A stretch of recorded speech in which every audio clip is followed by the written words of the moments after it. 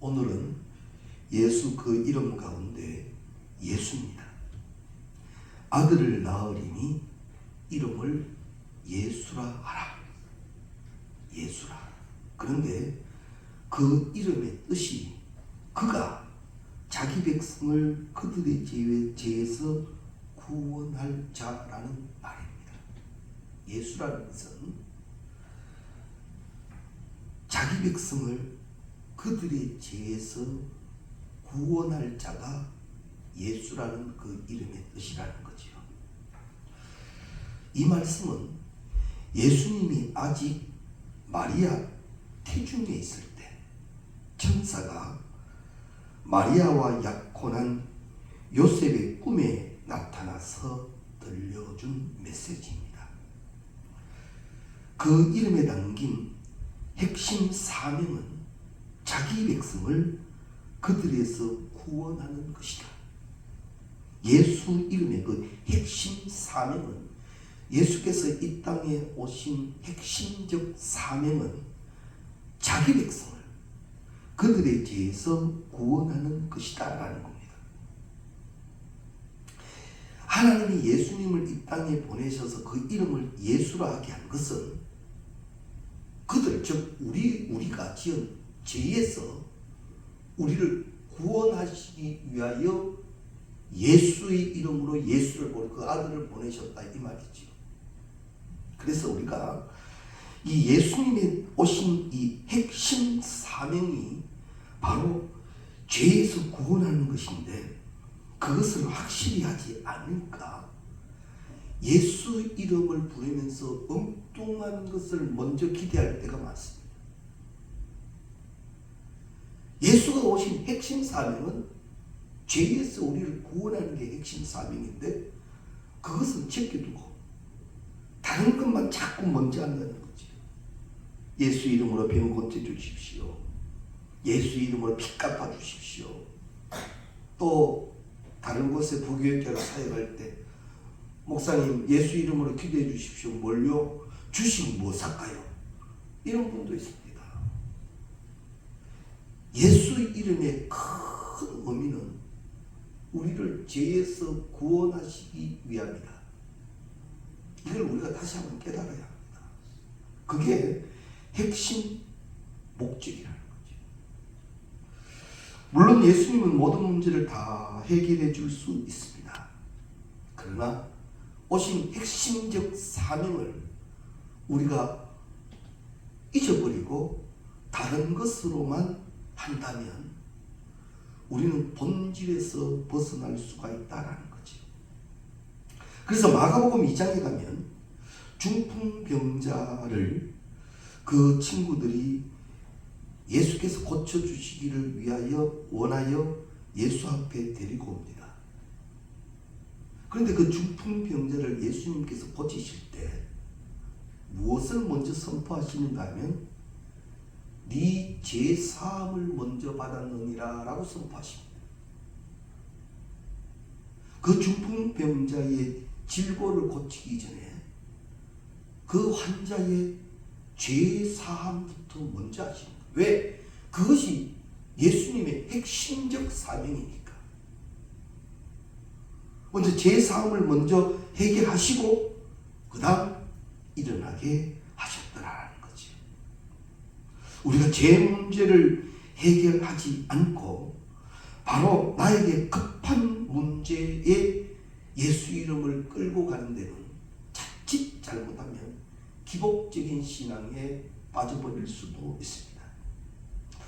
그것은 마치 예수님을 어떤 축복의 어떤 자판기처럼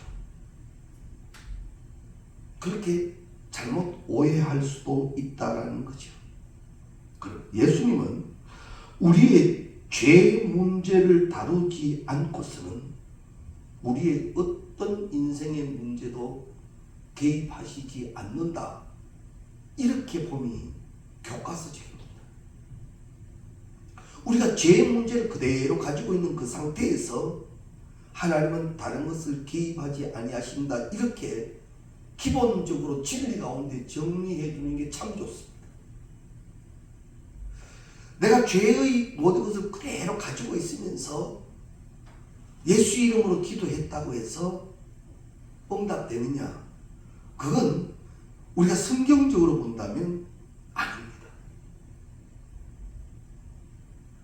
모든 것을 해결하시기에 앞서서 예수님이 우리에게 하시는 일은 죄사함이에요. 죄 문제를 해결하시고 난 다음에 그 다음 일들을 진행해 나가신다. 그래서 우리가요, 기도할 때도 주의 이름을 부르고 두 번째로 해야 될 게 뭡니까? 회개예요. 회개 없는 다른 기도는 없습니다. 회개가 꼭 되어져야 합니다. 그래서 이 주의 영은 우리 가운데 회개의 영으로 역사하셔서 우리의 잘못된 것들을 많이 보게 하시지. 그래서 오늘 저녁 우리가 이거 하나 꼭 우리 신앙에 다시 정립해야 합니다. 회개 없는 회복은 없다. 회개 없는 회복은 없다. 그러나 용서하지 못할 죄도 없다. 하나님이 용서하시지 못할 죄도 없다. 예수 이름 그 자체가 용서다. 구원이라는 거예요. 엄청난 축복을 우리에게 주셨어요. 예수가 이 땅에 오신다는 것은 날 사랑하신 맞아요. 엄청난 축복으로 예수께서 오시기 때문에 그 예수가 사지 못할 죄가 없는 거예요. 그 얼마나 큰 축복인 줄 알겠죠? 우리가 그 축복을 받고 있다. 그 예수가 더욱이 임마누엘 되셨거든요. 우리를 죄에서 구원하신 그 예수가 나와 상관없는 예수가 아니라 나와 상관하신 임마누엘인 거예요. 나와 함께 하시는 예수인 거예요. 얼마나 큰 축복이요. 대단한 거예요. 우리는 세상에서도 그러죠. 백그라운드라죠. 뒷뱅이 누구냐? 이 굉장한 힘입니다. 근데 예수가 나의 최고의 후원자가 되시는 거예요. 나를 책임지신다. 그럼 됐죠. 그리고 우리 찬송도 가끔 이런 게 있죠. 세상 사람 날 부러워 아니하여도 나도 역시 그 양반쯤이야 부럽지 않네. 갈보리 십자가를 생각할 때에 할렐루야 찬송이 저절로 나네. 그거예요. 예수가 축복이다 말입니다. 그래서 우리 예수님은 우리 가운데 우리의 이 형편과 우리의 상황에 개입하실 때 죄를 먼저 보십니다. 다시 말씀드립니다. 이거 내 신앙에 꼭 정립시켜놔야 합니다. 꼭 정립시켜놔야 합니다.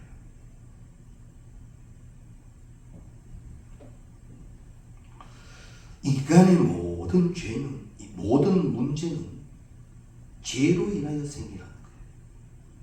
처음 창조의 에덴 동산은 그렇지 않았습니다. 인간이 범죄했습니다. 죄를 지음으로 말미암아 인간의 고통이 시작됩니다. 죄의 형벌이죠. 그래서 인간사에 일어나는 모든 문제는 우연이 아니라 누구 때문이 아니라 죄라는 것이 있었기 때문이다. 우리는 그것을 분명히 해야 됩니다. 그런데 우리가 지금 이 세상을 살아갈 때 내가 지은 죄의 대가로 인한 일도 있지만 함께하는 이들의 죄의 대가도 나에게 있는 거예요. 자, 미세먼지가 발생했습니다. 나는 그렇게 이렇게까지 미세먼지를 발생시키지 않았는데 굉장합니다. 우리 포항은 그나마 나았죠. 저 윗지방으로 올라가면 숨 못 쉴 정도랍니다. 뭘 그리 잘못해서 그렇게 사는, 그것은 나만이 아닌 다른 많은 이들의 잘못이에요. 그러나 나는 그 속을 살아야 하기 때문에 고통이 있어요. 그래서 이 사회 전반이요, 죄로 인한 고통이 많습니다. 그것 때문에 내가 아파할 일도 많고요. 그런데 참 감사한 것은 그런 나를 그대로 두시지 아니하시고 예수가 오셔서 해결해 주시는 보장이 있는 거예요. 다른 모든 믿지 않는 이들은 그렇게 고통받다가 끝나버리는 것이지만 우리는 그렇지 않는 존재라는 게 축복인 거예요. 보장된 축복이라는 거지. 그래서 우리가 뭐 환경적으로나 기후적으로나 인구적으로나 이런 문제를 쭉 보면서 이건 축복이 아니라 죄거든요. 이때에 우리 그리스도인들은 무엇을 해야 될 것인가? 그럼 성경 말씀으로 돌아가면 깨어있으라, 근신하라. 그리고 주어진 상황 속에서 우리가 기도하는 거죠. 그리고 예수를 모르는 이들, 그래서 더 범죄되어져 가는 이들에게 예수를 전해야 되죠. 탤런트 가운데 김수미 씨가 있었죠. 일용이 엄마. 저는 그분에 대해서, 불교에 대해서 되게 심취한 사람으로 알았습니다. 그 화면에 뭐 절에 가서 뭐 그러는 게 많이 나오대요. 그래서 김수미라는 그 분은 근데 올 1월 달에 서울 명성교회에 와서 간증을 했어요. 그래서 그 간증을 제가 접하게 되었는데 보니까 그 할아버지가 군산인가 거기서 교회를 개척하셨더라고요. 할아버지가 초등학교 때부터 선교사와 함께 교회 생활을 열심히 했던 사람이더만요. 그런데 나와서 세상 살면서 하나님을 잊어버리고 다른 것을 섬겼지. 그러다가 이제 다시 돌아온 거예요. 복음 전가하기 위하여 간증하러 다니는데 새롭게 보입니다. 막 욕 많이 하고 막 그런데 이 말씀을 준비하고 있는 터이라 그래서 택한 백성이라는 것은 하나님이 저렇게 찾으시구나.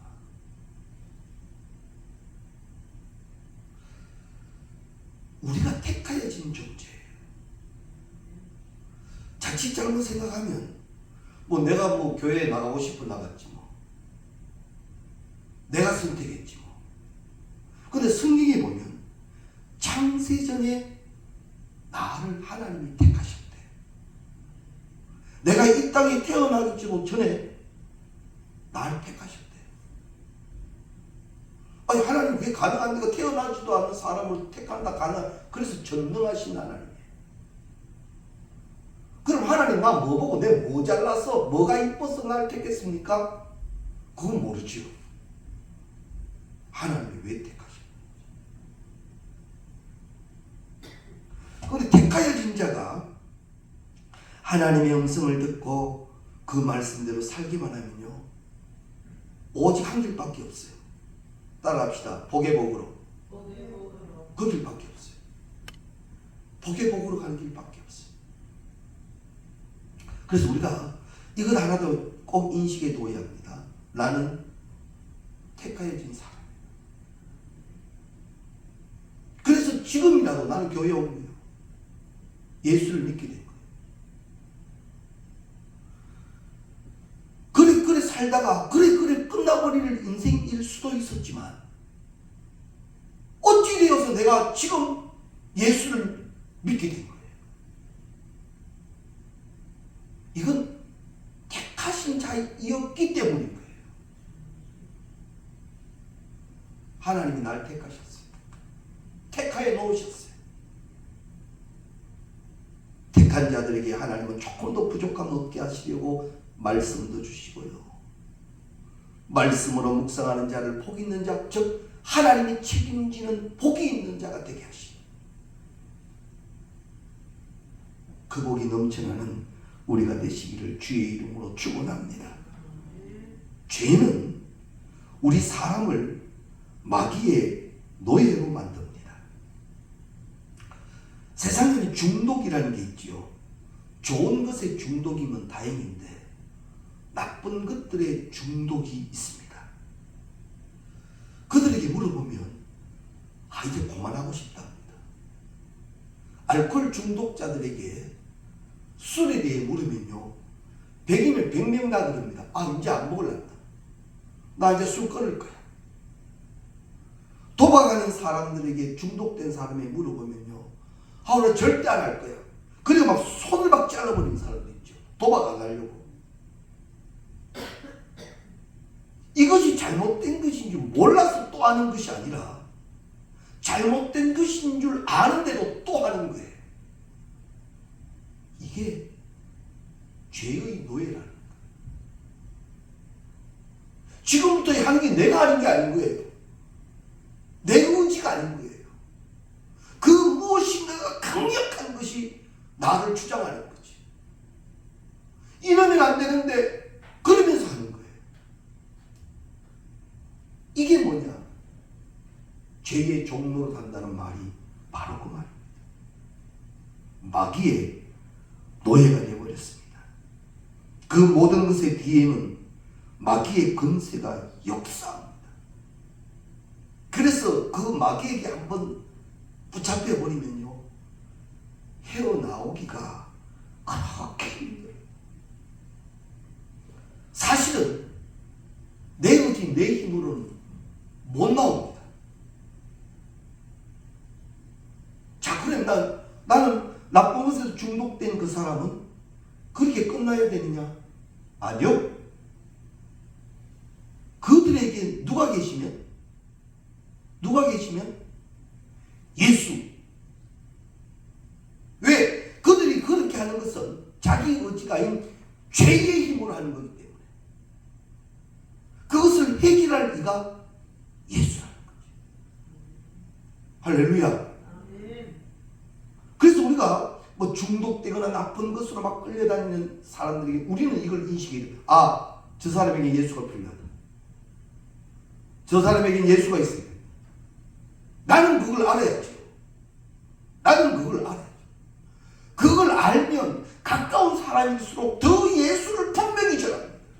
왜? 당신에게는 이 예수가 있어야 사니까. 아니면 지옥 가요. 죄의 삭은 뭐예요? 사망이요. 우리가 그걸 알고 있어야지.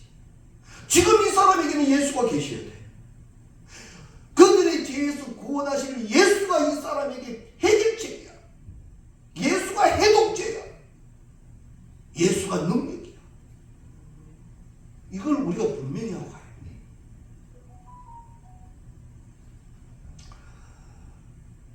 요즘은요, 죄에 대해서 다른 표현이 많습니다. 교회 안에서도 죄. 그래서 회개. 그러니까 교인들이 듣기 싫어요. 자꾸 죄라 그러고 회개하라 그러고 하니까 좀 찔림도 있다가 이제 거기에 대한 반감이 막 생기죠. 못하겠다. 그럼 우리는 알아야 합니다. 내가 반감을 가졌다고 해서 내 죄의 문제가 해결됐느냐? 안 됐습니다. 나에게도 예수가 역사하셔야 하고 너에게도 예수가 역사되어야 꼭 기억하셔야 될 것입니다. 죄는 근본적인 죄와 실제적인 죄가 있습니다. 실제적인 죄는 도둑질하고 거짓말하고 남을 해코지하고 이렇게 겉으로 드러난 죄의 행위를 말합니다. 실제적인 죄. 그런데 이 근본적인 죄라고 하는 것은 인간 속에 내재되어져 있는 죄를 말합니다. 하나님이 아닌 자신이 자기 인생의 주인이 되려고 하는 마음, 하나님의 말씀에 불순종하는 마음, 자기 욕심을 따라가는 마음, 자기 마음대로 하려고 하는 마음, 이것은 바로 이 근본적인 죄가 되는 거예요. 그래서 근본적인 죄는 죄의 대장이죠. 실제적인 죄는 이 대장에 부하거든요. 그래서 성경은 물어 네 마음을 지키라 하지. 죄가 어디서부터 나오냐? 여기서부터 나와. 내 마음에서. 이 유혹되고 미혹된다는 말이 이 말이에요. 악한 꾀로 우리를 유혹하고 미혹한다는 게 내 마음이 빼앗겨버려요. 여기에 가라지가 부러져버리지. 손뿌리가 내려버리지. 이제 마음이 빼앗겨버리니까 이 마음이 막 움직이게 합니다.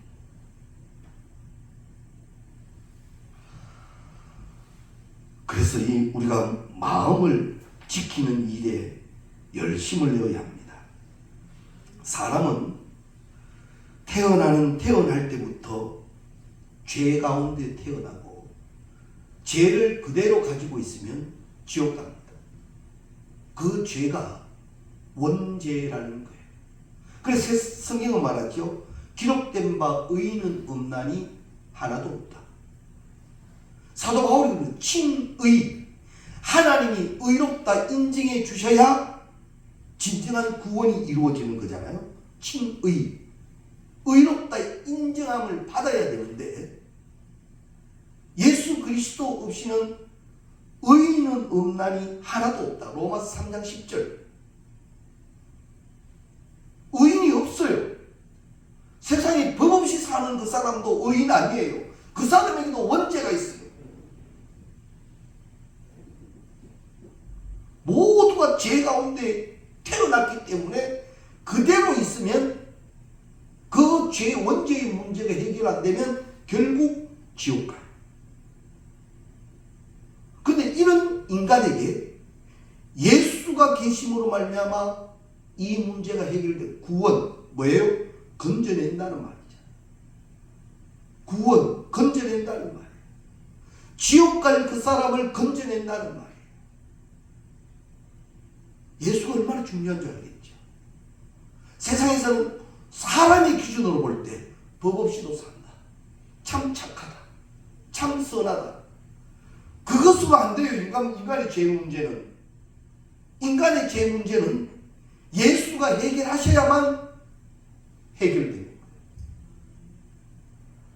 이걸 우리가 꼭 아셔야 합니다. 그래서 죄는 중력과 같다 그러죠. 우리 힘으로는 해결이 안 됩니다. 철저하게 많은 것을 감염시켜 나갑니다. 근데 세상에는 또 인간은 이 문제를 해결할 방법이 없다는 거예요. 돌을 닦는다고요? 선을 닦는다고요? 그것으로 안 돼요. 죄 문제는 그것으로 안 돼요. 죄 문제는 그것으로 안 된다. 그래서 예수님을 이 땅에 보내주셨는데 핵심적인 목적은 죄 문제예요. 죄. 우리의 죄를 해결하기 위하여 예수가 오신 거예요. 예수. 나에게 있어서 예수가 계시지 않으면 내 죄는 해결 안 돼요. 그대로 가지고 가요. 죄를 그대로 가진 자는 어디 가요? 지옥 가요. 천국, 지옥 반드시 있습니다. 반드시 존재합니다. 예수의 인지심 그 이름이 없는 자는 무조건 지옥 갑니다. 중간지대 없습니다. 봐주는 것도 없고요. 가정이가 농담 삼아 그렇죠. 네 천국 갈 때 네 뒷발꿈치 잡고 가면 되지 뭐. 네 옷 잡고 가면 되지 뭐. 설마 니만 내 털쳐버리겠나. 이거는 내 문제가 아니에요. 우리 수요일전에 앞으로 말씀 들을 때 꼭 이거 듣기 싫던 말들 들어야 합니다. 천국과 지옥은 존재합니다. 반드시 존재합니다. 천국은 어떻습니까? 지옥은 어떻습니까? 성경에 기록되어져 있지 않습니까? 예수는 우리를 천국 가게 합니다.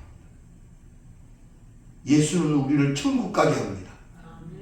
그걸 하십니다. 아니면 지옥 갑니다.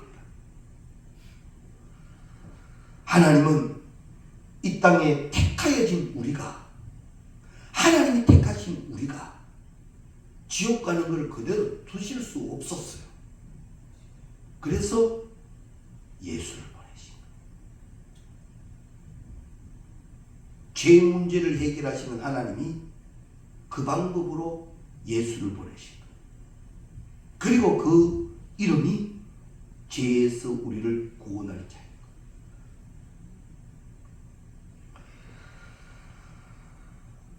말씀드렸던 대로 죄라는 단어를 쓰는 것을 불편해하는 현대입니다. 그래서 그 표현을 여러 가지로 자꾸 바꿉니다. 실수했다. 상처가 있으니 어쩔 수 없었다. 실컷 잘못해놓고 성격 차이다.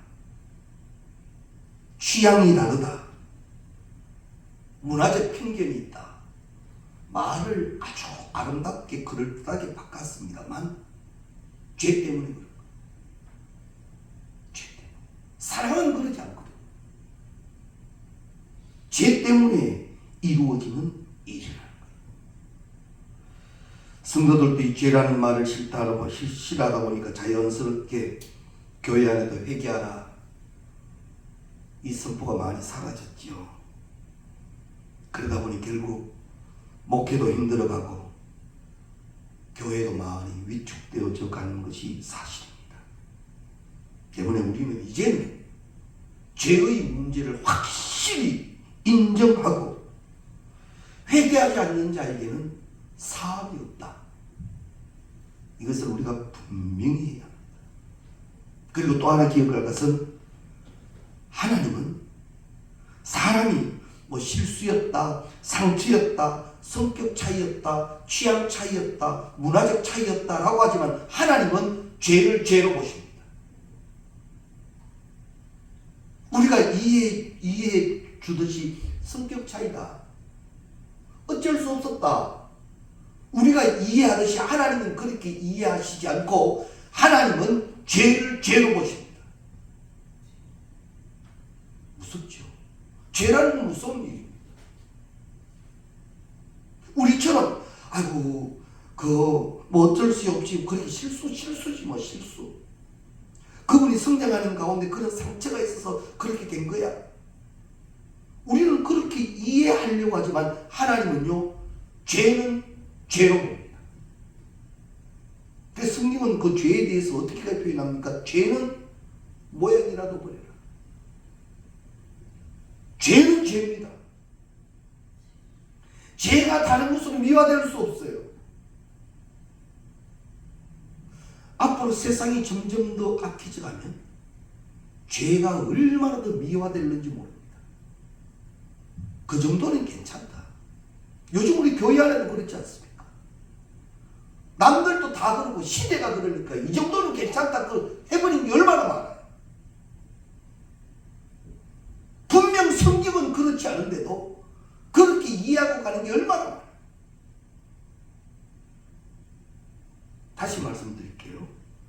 하나님은 죄는 죄로 보십니다. 하나님이 죄를 다른 것으로 보아주시지 않습니다.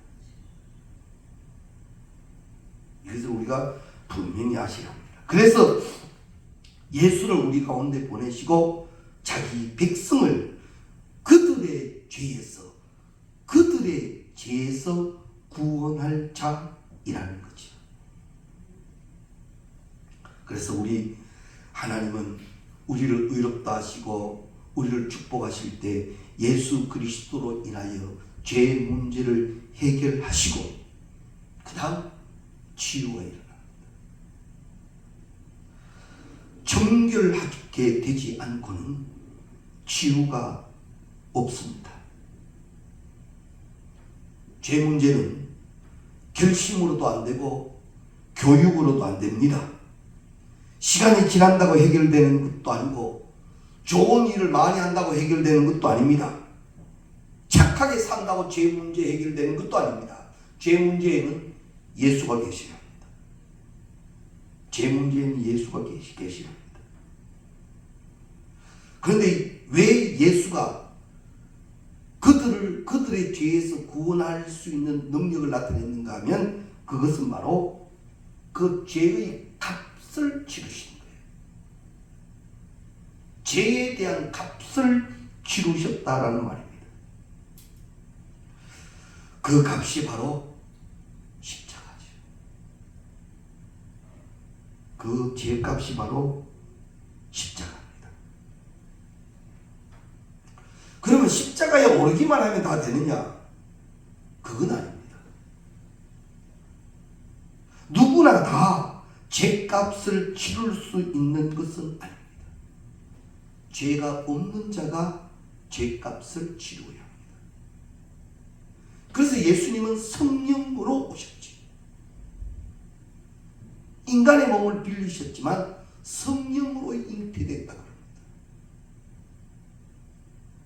죄 없이 원죄의 것을 갖지 않고 오셨기 때문에 예수는 죄값을 지불하실 수 있는 자격이 됩니다. 우리가 자식들을 위하여 못할 게 뭐 있습니까? 예를 들어서 내 자식이 우리가 배운 대로 지옥 가게 됐다. 그럼 내가 대신 하나님 십자가 질게요. 그리고 십자가 올라갔습니다. 그렇게 끝났습니다. 그렇다고 해서 내 자식의 문제가 해결되냐? 안 돼요. 나는 내 자식의 죄의 문제를 내가 십자가 진다고 해서 해결할 수 없는 존재였던 거예요. 예수만 가능한 거예요. 예수만. 그래서 다른 이름으로는 구원을 얻을 수 없다고 그러셨어요. 성경에. 오직 예수. 꼭 이를 기억해야 합니다.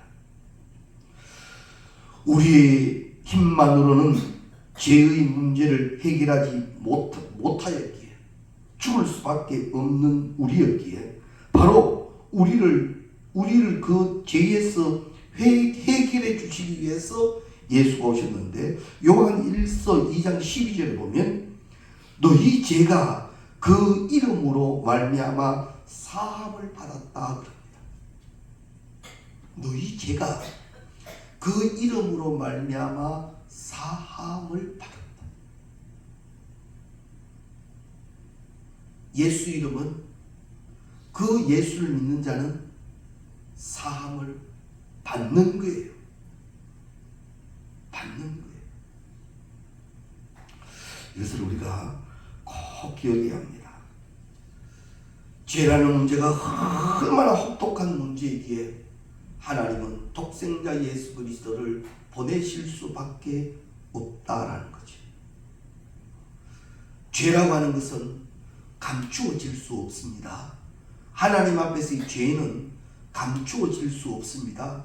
하나님 앞의 죄 문제는 용서한 방법밖에 없습니다. 하나님 앞에 서면 죄가 감추어질 수가 없다는 거예요. 내게 있는 죄 문제는 오직 용서로만 가능해요. 그 용서의 도구가 예수예요. 예수가 중요해요.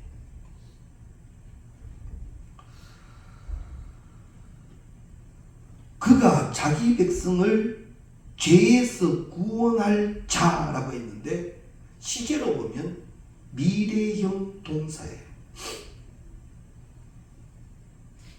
예수라는 이름이 요셉에게 알려질 때 마리아의 태중에 그 생명이 있었어요. 그런데 그 태중에 태어나기도 전에 그 이름을 예수라 지으셨어요. 이 예수는 너희 죄의 문제를 해결해 주실 분이다. 요즘은요, 이 자녀를 잉태한다는 것도 참 귀한 시대잖아요. 그래서 요즘은 이렇게 부부가 아이를 가지면 태명이라는 걸 꼭 짓지요. 태명이라는. 아이를 뱃속에 넣어두고도 그리고 뭐 뱃속에 있는 이 아이를 위해서 준비도 많이 하고요. 막 산모가 여러 가지 조심도 많이 하고 그렇지 않습니까? 근데 우리가 잠시 한번 생각해 보면 마리아도 산모가 됐습니다. 산모. 그죠? 잉태가 됐습니까? 요즘으로 얘기하면 이렇게 뭐 태명도 지어주고 싶고 뭐 준비도 해주고 싶은데 태중에 있는 아이 이름이 예수라는 거예요. 우리 잠시만 생각해 봐요. 태중에 있는 아이가 인간의 죄를 대신하여 죽어야 할 생명이래요. 마리아 심정이 어떻겠어요? 내가 지금 잉태한 이 아이가 죽어야 할 생명이래요. 태어나기도 전에 그걸 말해 준 거예요. 성령으로 잉태된다. 그 생명은 대속입니다. 우리가 성경 그저 읽으면 그런 것 같다 하지만 조금만 생각해 보면 이거 마리아에게는 이거 엄청난 일인 거예요. 내가 가진 이 생명이 대신 죽을 생명이랍니다. 태어나기도 전에 그렇게 알려준 천사가 이름을 그렇게 불렀구나.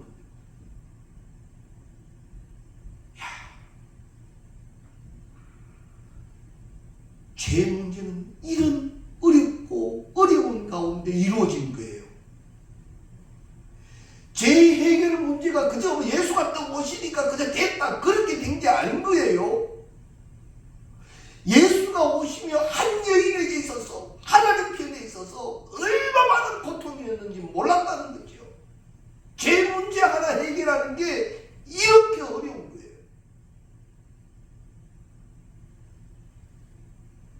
심각하죠. 그래서 우리도 이 죄라는 것을 생각할 때 좀 깊이 생각해야 합니다. 예배소서 1장 4절 이하 말씀에 보면 곧 창세전에 그리스도 안에서 우리를 택하사 우리로 사랑 안에서 그 앞에 거룩하고 흠 없게 하시려고. 창세전에 우리를 택하셔서 우리를 흠 없게 하시려고. 택하여놓은 우리가 흠이 많이 생겨버렸어요. 창세전에 하나님의 방법으로 택하여놓은 우리가 세상을 산다는 이유로 흠이 많이 생겨버렸어요. 하나님 택하신 하나님 편에서는 그 문제를 해결하고 싶은데 방법이 다른 게 없어요. 그래서 예수를 보내신 거예요. 그래서 예배소서 1장 4절 이하 말씀이 그런 거예요. 그 앞에 거룩하고 흠이 없게 하시려고. 그렇게 예수가 오신 거예요.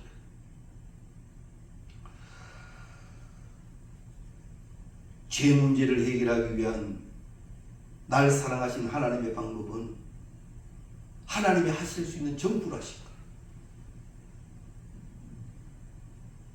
그래서 우리가 이 죄라는 것과 죄 해결이라는 문제를 너무 쉽게 생각하면 안 됩니다. 얼마나 고통이고 얼마나 크고 위대한 사랑인지 우리가 꼭 기억해야 합니다. 그래서 구원의 이름 예수는 은혜의 이름입니다. 날 향하신 은혜의 이름이라는 거지요. 그래서 우리가 온전히 하나님의 그 능력을 우리에게 주신 그 축복을 온전히 누리기 위해서는 반드시 하나님이 정하신 방법으로 우리의 죄를 고백하고 용서함을 받아야만 해결되어진다는 거지. 그래서 거룩해야 합니다. 오늘 성경은 지금 찾지 않겠습니다. 고린도전서 6장 11절 고린도전서 6장 11절에 가면 너희 중에 이와 같은 자들이 있더니 주 예수 그리스도의 이름과 우리 하나님의 성령 안에서 씻음과 거룩함과 의롭다 하심을 받았느니라. 그래서 하나 조금 집중하십시오. 우리 크리스찬들에게 있어서 거룩은 옵션이 아닙니다. 우리 크리스찬들에게 있어서 거룩은 옵션이 아닙니다. 필수입니다. 선택사항이 아니라는 거예요. 반드시 이루어져야 합니다. 때문에 거룩은 생명입니다. 살고 싶으면 영적으로 정결해져야 합니다.